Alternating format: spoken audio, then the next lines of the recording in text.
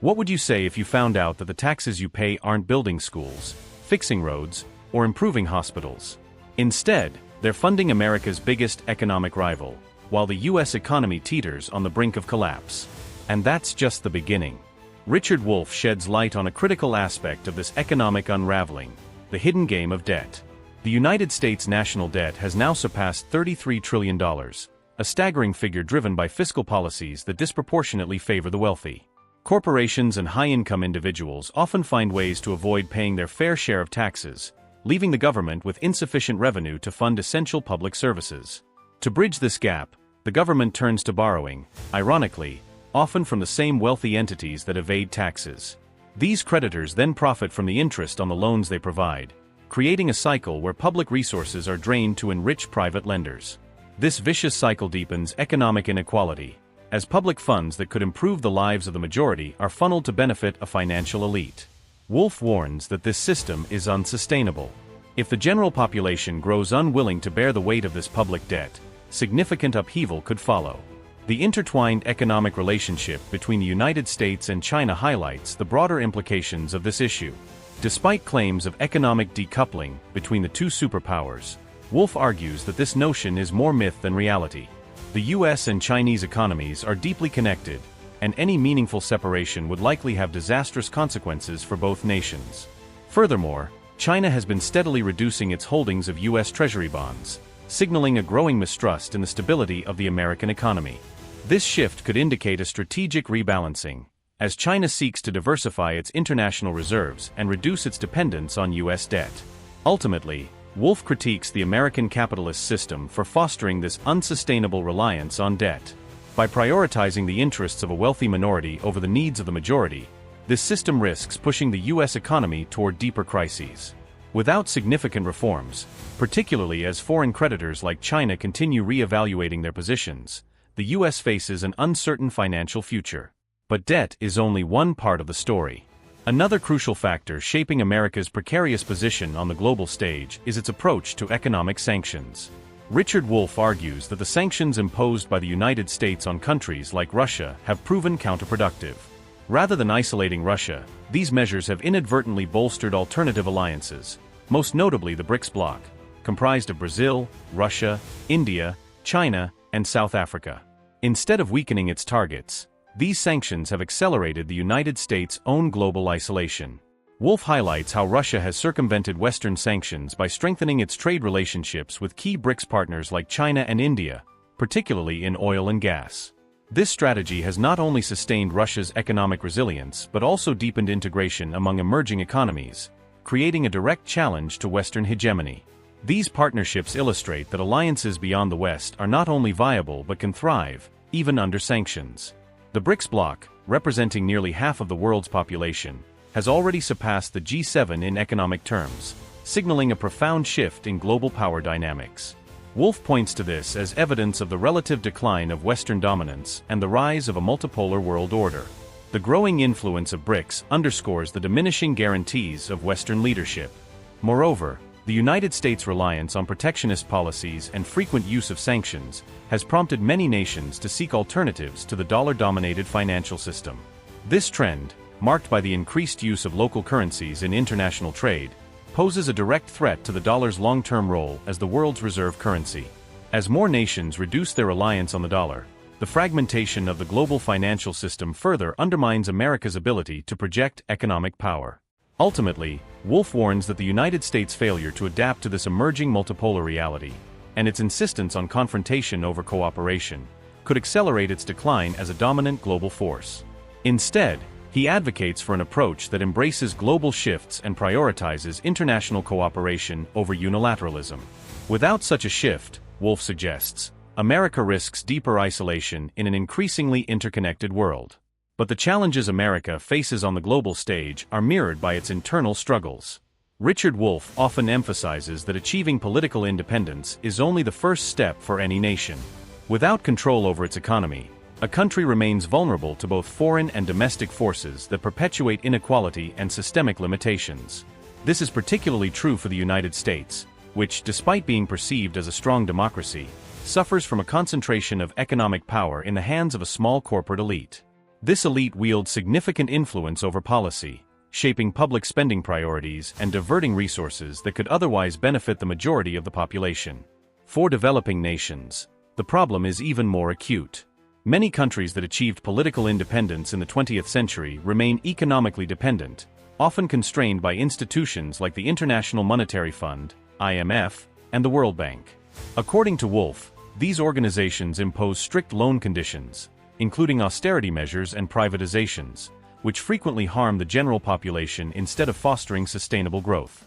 These policies, he argues, primarily serve to strengthen international creditors and maintain these economies in a state of subordination within the global financial system. Wolff also draws attention to the economic trap of resource dependency. Countries heavily reliant on commodities like oil and gas, particularly in the Middle East, face the constant volatility of global markets, which destabilizes their economies. Instead of diversifying and reinvesting the wealth generated by these resources, many governments channel profits into the hands of local elites or multinational corporations. This leaves the majority of the population without meaningful benefits, further perpetuating cycles of inequality and underdevelopment. In the United States, a different form of economic dependency similarly stifles progress. The military-industrial complex consumes a significant portion of the national budget, diverting funds away from critical areas such as healthcare, education, and infrastructure.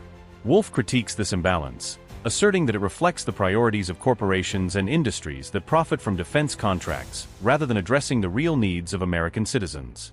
This model, he argues, is unsustainable and exacerbates economic inequality across the nation. True independence, Wolff insists, can only be achieved through economic democratization, where workers and communities have a direct say in the decisions that shape their economies. He advocates for the creation of cooperatives and models of collective ownership to redistribute wealth and foster more balanced growth. Without these reforms, both emerging economies and established powers like the United States will find that political independence alone is insufficient to achieve economic and social justice. If you're finding these insights valuable, take a moment to like this video and subscribe to the channel. Your support helps us continue delivering content that can transform your financial future. Now let's move on to the next point, which could be the game changer in your journey toward understanding the global economic landscape and achieving financial freedom. One region that exemplifies this shifting economic landscape is the Middle East. Richard Wolff observes that the geopolitics of the Middle East are undergoing profound changes, reflecting the weakening of American hegemony and the rise of new global powers like China and Russia. For decades, the United States held significant control over the region, largely through its alliance with Saudi Arabia and a strong military presence at strategic locations. However, recent developments, such as China's mediation in the reconciliation between Saudi Arabia and Iran, highlight a dramatic shift in the balance of power.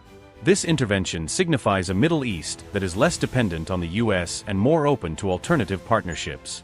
The reconciliation between Saudi Arabia and Iran is a historic milestone that, according to Wolff, underscores China's growing role as both a mediator and a preferred economic partner for many nations in the region.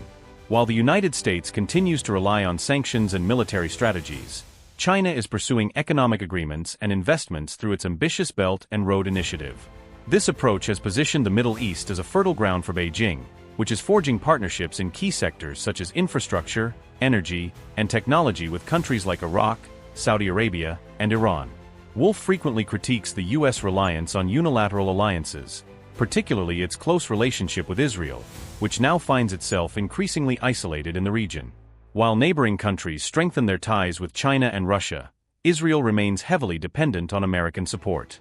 This dependence leaves Israel vulnerable, especially as the United States faces mounting economic and geopolitical challenges that limit its ability to maintain unchallenged influence in the region. Additionally, Wolff highlights how the U.S. focus on military interventions in the Middle East, such as in Iraq and Syria, has drained valuable resources and undermined its long-term position. In contrast, the strategies of China and Russia emphasize economic and diplomatic cooperation, making them more attractive partners to nations that were previously under American influence. This shift is not only economic but also symbolic, signaling the emergence of a multipolar Middle East where the U.S. is no longer the dominant force. For Wolff, the decline of American hegemony in the Middle East is not just the result of flawed foreign policy, but a symptom of deeper structural changes in the global economy. As the world transitions from a unipolar to a multipolar system, the United States finds itself increasingly disadvantaged, particularly as its rivals offer less burdensome and more sustainable alternatives.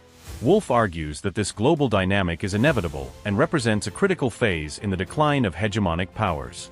This decline is further amplified by the rise of alliances like BRICS, which Richard Wolff identifies as one of the most significant threats to the economic and political dominance of the United States. Comprised of Brazil, Russia, India, China, and South Africa, BRICS represents nearly half of the world's population and an increasingly large share of global GDP. For Wolff, the bloc provides a viable alternative to the Western-led system, particularly in its challenge to the US dollar, which has dominated international trade for decades. The creation of independent financial mechanisms, such as the New Development Bank, NDB, exemplifies BRICS' efforts to reduce reliance on Western institutions. According to Wolff, the declining status of the dollar as the global reserve currency is among the greatest challenges facing the United States. He argues that the use of local currencies in trade among BRICS nations, coupled with the development of a joint digital currency, poses a profound threat to the dollar's influence. This shift is not merely economic but deeply political, as it undermines the United States' ability to impose sanctions and manipulate global markets. Russia and China have already begun the process of de-dollarizing their economies, with other BRICS members following suit. BRICS also embodies a new model of international cooperation. Wolff notes the bloc's ongoing expansion, with countries such as Iran, Saudi Arabia, and Turkey expressing interest in joining. This growth extends BRICS' influence and solidifies its position as a viable alternative to the Western-dominated G7 system. By including emerging economies, the bloc provides a platform for nations historically marginalized by Western financial structures, empowering them to play a more equitable role in shaping global policies. Another critical aspect of BRICS' appeal is its approach to sustainable development. Unlike Western institutions, which often attach stringent conditions to loans and financial aid, BRICS prioritizes infrastructure development and local economic strengthening. China's Belt and Road Initiative exemplifies this, connecting developing economies through projects in transportation, energy, and telecommunications. This strategy is particularly attractive to countries seeking alternatives to austerity-driven policies promoted by organizations like the IMF and World Bank. Wolff concludes that the rise of BRICS signals broader shifts in global power dynamics. He believes that the United States, by adhering to a unipolar worldview, fails to recognize the reality of an increasingly multipolar world. For Wolff, the emergence of BRICS is not only inevitable but also crucial to addressing the inequalities entrenched in the Western-led global system. Without adapting to this new paradigm, the U.S. risks losing its position of dominance as nations pivot toward more balanced and inclusive alliances. These global realignments, however, are not isolated phenomena. They are part of a broader process of structural decline in American hegemony, one that Richard Wolff sees as the product of decades of flawed policies and fundamental shifts in the global system. For Wolff, the collapse of a global hegemony is never sudden. It is the culmination of historical patterns, as seen in empires like the British, which lost their dominance due to inevitable economic and political transformations. One of the clearest indicators of this decline, according to Wolff, is the diminishing influence of the US dollar as the world's reserve currency. For decades, the United States maintained its global power by controlling the international financial system. However, the de-dollarization efforts spearheaded by countries like China and Russia are gradually eroding this dominance. Wolff warns that if the dollar loses its central role, the United States will face an unprecedented economic crisis, as its ability to print money and finance deficits will be severely curtailed. Another critical factor driving this decline is the impact of economic sanctions. While intended to weaken rivals like Russia and Iran, these measures have often had the opposite effect. Instead of isolating adversaries, sanctions have encouraged the formation of alternative alliances, such as BRICS, which now pose a direct challenge to American hegemony. Furthermore, Wolff observes that these policies frequently harm U.S. allies, who bear the indirect consequences of destabilized markets and restricted trade. This further isolates the United States on the global stage and weakens its influence. Domestically, the challenges are equally profound. Wolff highlights growing economic inequality as a fundamental obstacle to the United States' ability to maintain its global leadership. He argues that the American capitalist system, by concentrating wealth in the hands of a small elite, undermines the country's economic foundation and fuels social instability. This inequality, coupled with rising political polarization, leaves the United States ill-equipped to address the complex challenges of a rapidly changing world, further eroding its position as a dominant power. Ultimately, Wolff believes that the United States must embrace significant change to reverse this trajectory. He advocates for a foreign policy that prioritizes cooperation over conflict and internal reforms aimed at redistributing wealth and strengthening economic democracy. In his view, the decline of American hegemony is not inevitable, but it depends on the willingness of the U.S. to acknowledge the realities of a transforming global landscape and adopt a new vision of leadership. Without such changes, the United States risks accelerating its own marginalization in an increasingly interconnected and competitive world. The world is shifting, and the geopolitical landscape is being redefined in ways that directly impact nations and individuals alike. Staying informed about these global changes is more critical than ever, especially as they shape the economic and political realities of tomorrow. If you want to understand how these transformations affect your life and what opportunities they might create, keep watching our videos. Don't forget to subscribe to our channel for more insights and updates on the global economy and strategies for navigating an uncertain future. See you in the next one.